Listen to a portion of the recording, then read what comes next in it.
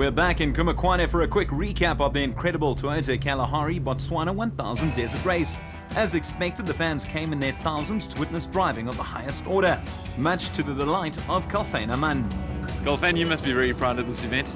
Yeah, this is a fantastic event for Toyota, and I'm sure for all the other guys also. A lot of preparation went into it, and we hope to win it and to do a lot of good work for Hilux and for Toyota in this race.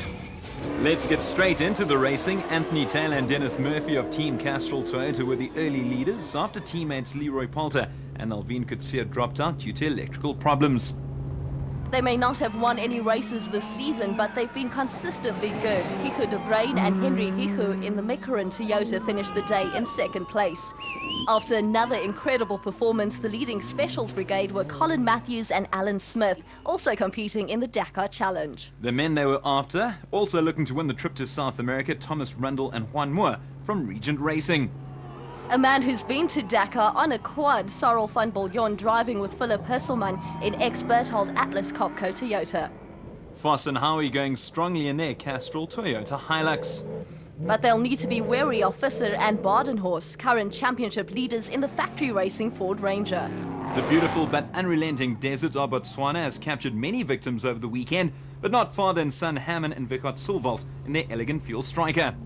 Lance Woolridge and Ward Huxtable of Ford Racing complained of misfires throughout the prologue. Archie Rutherford in the Imperial Automotive Navara with celeb navigator Rob Simpson, the CEO of Donaldson Filtration Solutions. This is not for the faint-hearted. Another Atlas Copco pair, Johan van Staden and Mike Lawrenson. They finished 12 seconds ahead of these two, Terence Marsh and Gerard Skitter in the Regent Racing Nissan Navara. Christian de Ploy and Henita Steger in the RFS BMW X3 had no major problems so far. Loder Brain and Rian Hueling from Rubicon Racing loving the route. Michael Whitehouse and Matthew Carlson of Regent Racing had no comms throughout qualifying and then suffered a broken gear lever and no power steering. Followed by Henny de Klerk and Johan Smallberger in their LA Sport BMW X3. We haven't seen many specials. Neil Mayer and Joseph Lewis of Maxi's Liqui Moly Rockstar said they're just hoping to finish. Another set of Sulvalts, the father and son team of Quinton and Cully from Elegant Fuel, lost about 10 minutes in qualifying after getting their jack stuck under the car while changing a flat. Not far off in another Regent Racing Navara was Schroeder flying solo as navigator Abramson hurt his back during Loop 1. Nardis and Louis Alberts in their Rapsa Bat still going strong despite the concern that they could run out of tyres. Spectators in Botswana are always keen to find the best vantage point, while the lead in Class E, Dirk Patter and Jacobus Klaassen in their Ford Ranger aiming to complete 17 finishes from 18 starts. Currently leading Class D, the Trisim Racing pair of Jason Venter and Vincent van Alleman described the event as long and tough. And all on his lonesome Graham Peterson in single-seater Dragonfly. But right up front, reaching the flag first after day 2, Anthony Taylor and Dennis Murphy from Castrol Toyota. An incredible performance, but they'll have to do it all over again tomorrow. The pair finishing in a time of 7 hours, 57 minutes and 55 seconds, 45 seconds ahead of Hichu de Bruin and Henry Hichu, while Dakar challengers Thomas Rundle and Juan Moore from Regent Racing are almost 12 minutes off the pace.